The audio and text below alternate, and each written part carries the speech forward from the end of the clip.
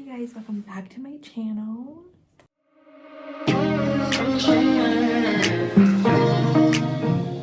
You guys see me looking down or over, it's because my computer's there. I'm trying to see the books that I have on this list. There are a couple. First book we're going to be talking about is Iced Out by Veronica Eden. Let's get right into it. Hockey romance, obviously, just by the title, you're probably going to say that a lot in this. College romance, brothers rival. This is following Easton and Maya. Maya just got broken up. Let's just say that her ex-boyfriend, atrocious, probably the most vile, disgusting human. Just forgive me, I'm currently very sick, but I was describing the wrong book, so here I am to describe the correct book. So this is following Easton and Maya.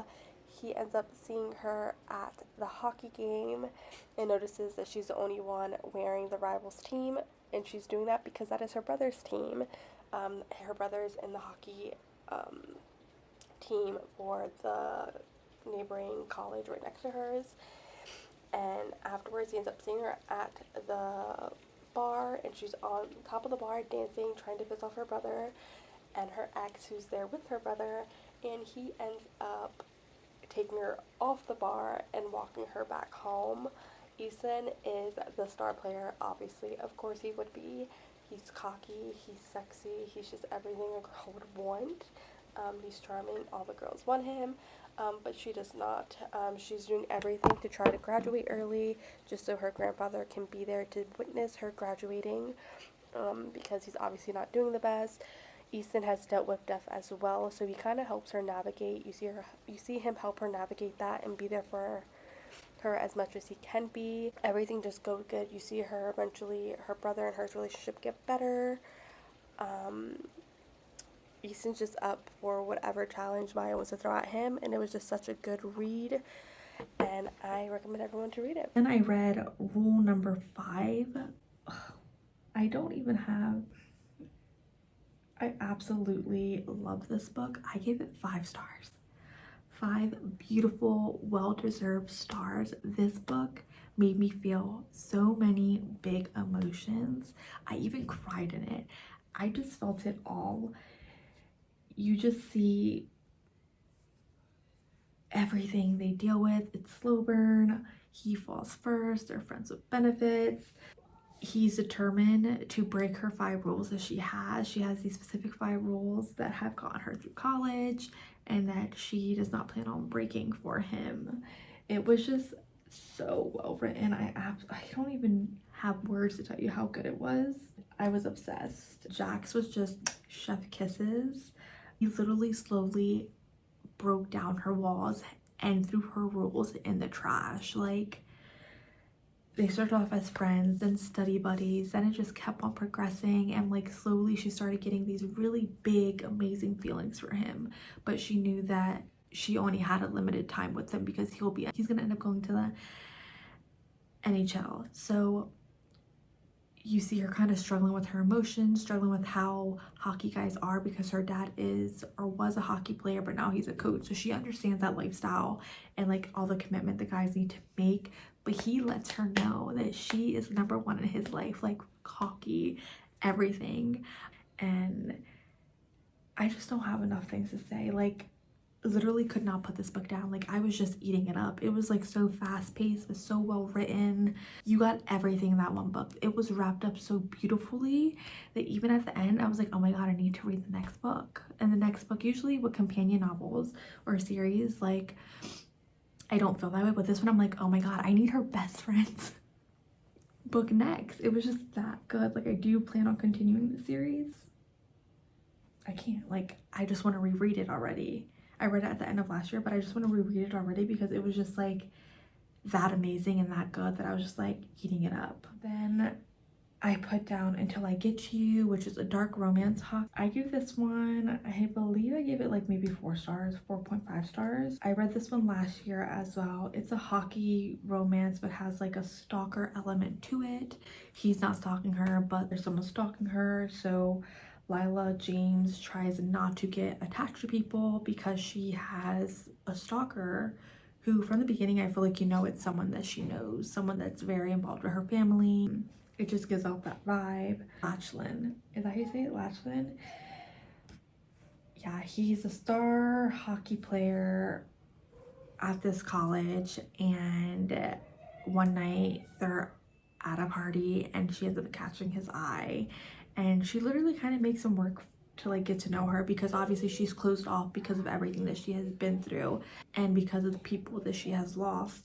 So you see her kind of slowly letting him in, and then something really big happens that makes her disappear, and then it starts 3 years later, and then so much happens in that with Lachlan trying to find her and just everything. I felt when I read this that Lachlan should have been more like, sorry, my voice is like going in and out, shouldn't have forgave her as quickly as he forgave her. But then again, it's like I understand why she did what she did as well too. So it was just very hard for me. Like everything in this was very fast-paced to the point that I just felt like I was just missing something more in this story. So that's why I ended up giving it a 4.5 stars. But it was really good, especially if you want like a dark element to it. The stalker and that whole world definitely does it for me. I'm a huge dark romance lover, so that totally just did it for me. Next, I guess we can do Brutal Obsession. We love Brutal Obsession. Okay, that was my first dark romance, hockey romance, all that good stuff. Like, this book was wild and crazy, and I absolutely loved it in Devour. I gave this one 4.5 stars, but like it deserved all of that. Grayson is one hell of a character. Revenge on her, no matter what the cost is. He don't care. He's stalking, he's doing degrading things to her, he's doing it all. Jesus, the heat in this is very good too. But they end up Violet and Grayson end up getting in a car accident. She's a dancer. She ended up having to like take some time off for that. Grayson obviously is a hockey player. He had to switch schools because his old college kicked him out because of everything that happened. So she ends up going to a hockey game and ends up seeing him, and all hell breaks loose because it's just like, what the fuck? So they're both pissed. He's mad because he's like, oh, she's the one who got me in trouble. But if you read everything, how everything happened, it was just wild. It was really an alpha asshole. Definitely look up trigger warnings to any of these dark romances, because Lord knows this one is very dark. And just there is that stalker element to it as well. She does have a stalker. It was just everything. I just love a good college hockey romance, and this one just did it for me, that I'm like, yeah, I still need to read the rest of the book in this series, but if this is just a great foundation to know these hockey players on these teams, because Lord, they're all a little dark in their own ways. You can just tell while reading this one that the other ones are dark as well. So I'm so excited for that. Then I read Hockey with Benefits by Tajan. That one was really good as well. I believe I gave it 4 stars. It was good. It was definitely good. It deals with mental health. The main female character has a very tragic past. Actually, they both have kind of tragic or rough past. Mara is scared to get close to anyone, so she ends up making a deal with Cruz that all they can have is like the benefits, but there will be no friends aspects to it because she doesn't want to get close to anyone. They're both freshmen in college. Cruz is a star hockey player, which we eat those up, those star players, huh? Cruz kind of helps her whenever she needs help, and he like slowly starts entering into her life as something more, and she doesn't even realize that that's kind of really happening until it's, you know, she realizes it, and then it's just like she tries to push him away. So much that goes on in this book. Tajan's one of those characters that just makes you eat up her characters. Like, I eat her characters for breakfast because I just fall in love with all of them, and then I get attached and I can't let any of them go. That's just how that goes with that. I just have don't know why that happens with her characters, but all her books I end up loving. Like, I don't even care what the plot is. Just give me the characters and I'm okay. Like, that's how well written her characters are and how much she makes you love them. Then I read Pucked. Wow, another Violet. Violet and Alex. So her stepbrother is in the NHL, and this is how Violet ends up sleeping with Alex, just having like I believe she has like a one night stand. I gave it 5 stars, so I know I cried in this, but I can't remember exactly what the premise is of it all. If you guys know, hockey romances are all kind of the same, but this says, with a famous NHL player for a stepbrother, Violet Hall is well acquainted with the playboy reputation of many of the hockey stars, so of course she isn't interested in the legendary team captain Alex Waters or his pretty beat up face and rock star hard 6-pack abs. But when Alex inadvertently obliterates Violet's misapprehension regarding the inferior intellect of hockey players, he becomes much more than just a hot body with the face to match. Suffering from a complete lapse in judgment, Violet discovers just how good Alex is with the hockey stick in his pants. I'm pretty sure she ended up having one night stand with him, and that's why I like ate this book up. I love a good one night stand that leads to more. Violet believes her night of orgasmic magic with Alex is just that, one night. But Alex starts to call and text and email and send extravagant and quirky gifts. Suddenly he's too difficult to ignore and nearly impossible to like. The problem is the media portrays Alex as a total player, and Violet doesn't want to be a part of the game. It was just, I ate it up. Puck Me Secretly. This one was hilarious as well. I gave this one 4 stars. I've never been in love. I've never had an orgasm, but I faked plenty. I want to experience love, real passionate love. I don't want to die. It's funny what blurts out of your mouth when you are on the plane. Oh my god, yes, I love this one. This one was hilarious. When the plane you're on is going down and I didn't hold back with my seatmate when my plane decided to crash. My hysterical confession didn't faze the muscular stranger that sat beside me. In fact, he promised if we survived, he'd give me my first orgasm. As soon as I read that when I first started reading this, I ate it up. Yeah, so their plane ends up crashing. Thankfully, they survived, and they end up obviously staying at a hotel then for that night. And she's too like freaked out because of everything she just experienced.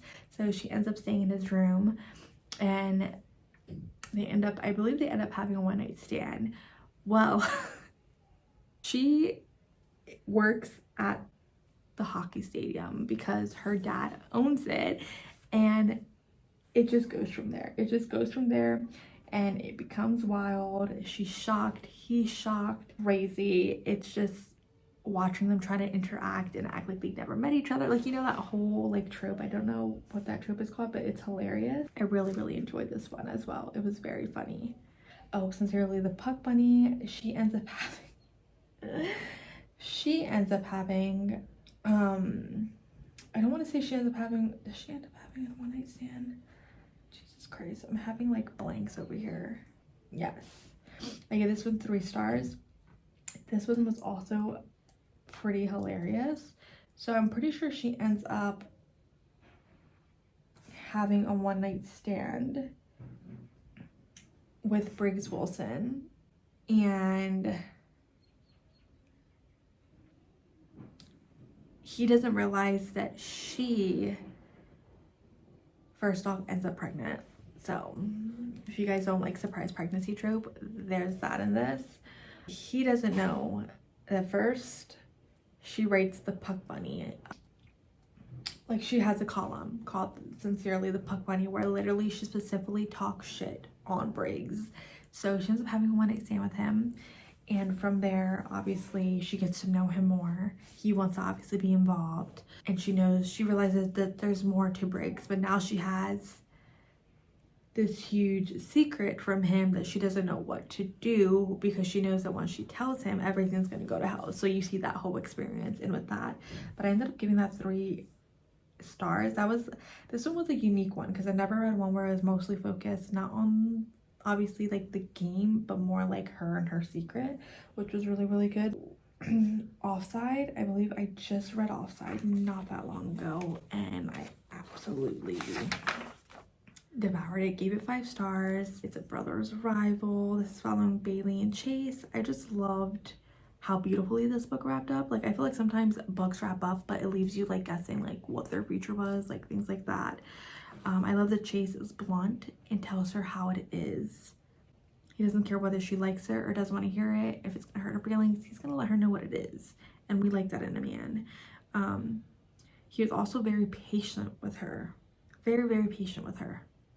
The amount of times that he had to learn how beautiful and how he wanted her. He didn't care about anything else. I just loved it. He lets her know, like, he's just constantly reassuring her how, like, she's number one in his life and, like, nobody else is going to change that, not even his career. Like, he specifically lets her know that. Oh my god, I think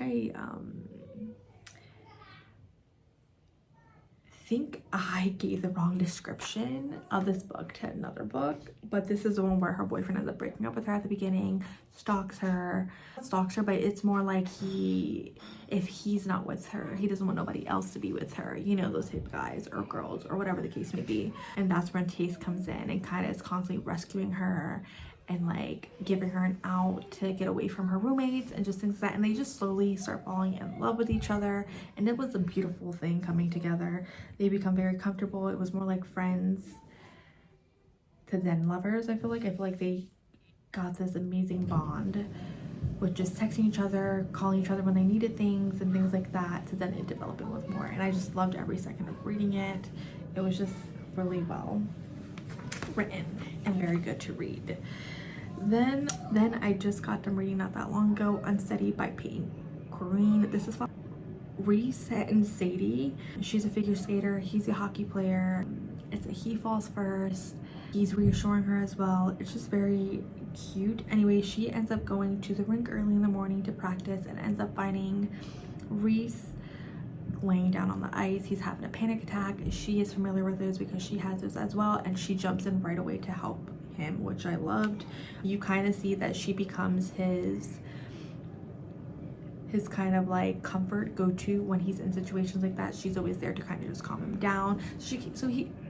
A little bit of him becomes dependent on her because of that. You see Sadie, who is obviously a figure skater, goes to college, but she also has a very rough home life, which she takes care of her two younger brothers. She's basically the sole guardian of them and does literally everything for her brothers. Everything she's doing is for her brothers, and she's trying to give them the best that she can. But obviously being a college student and things like that, it's kind of hard for her to do that.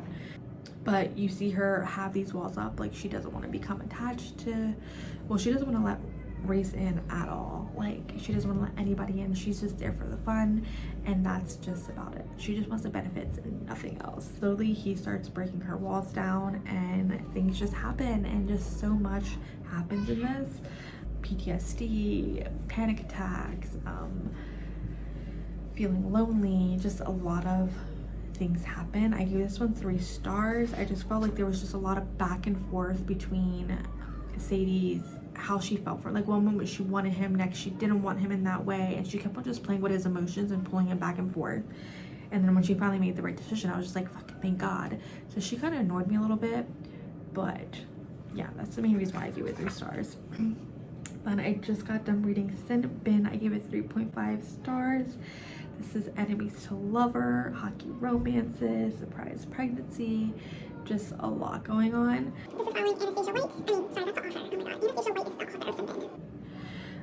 This is following Ava Manson and Colt Thompson. This was just giving everything. Enemies to lover, yes, they love to piss each other off. How they meet is very unique. He is getting head by her roommate, and she basically slaps the shit out of him because he disrespects her, or he says something that pisses her off, and she slaps the shit out of him.